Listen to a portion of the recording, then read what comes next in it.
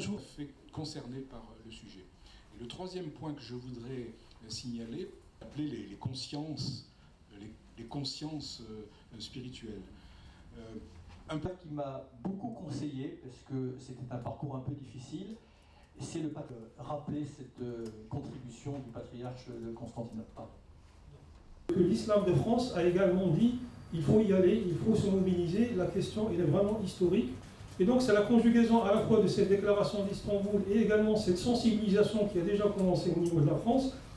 Quand j'ai soumis ce texte et cette idée au niveau du bureau du CFCM, et les membres du bureau du CFCM ici présents peuvent en témoigner, il y a eu tout de suite un consensus pour dire qu'il faut adopter cette déclaration et il faut vraiment la généraliser au niveau de la France parce que c'est quelque chose de très très important.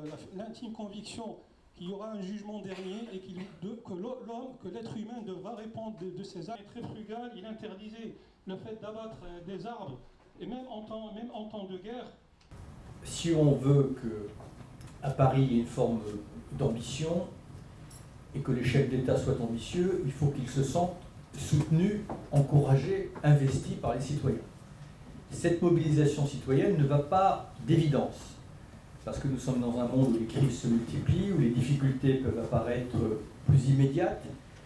Et donc, pour mobiliser les citoyens, il y a différentes manières de le faire, mais je pense que l'influence des confessions et des religions est un vecteur excessivement efficace et puissant. L'approche environnementaliste, ça reste une approche profondément culturelle de la crise. Négative, mais peut-être réaliste.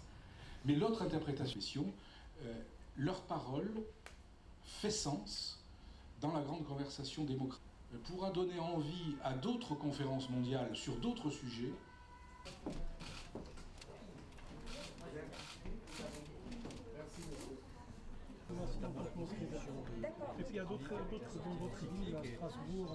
Alors il y a deux facettes de cette mobilisation. Il y a déjà la sensibilisation des musulmans de France. On parle de 5 à 6 millions de musulmans en France, ce n'est pas rien.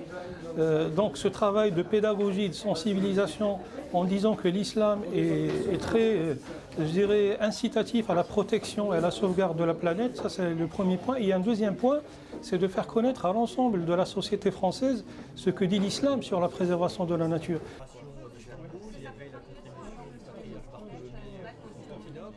Vous parlez de la Réunion qui est presque un cas d'école. Je n'aime pas employer le mot laboratoire.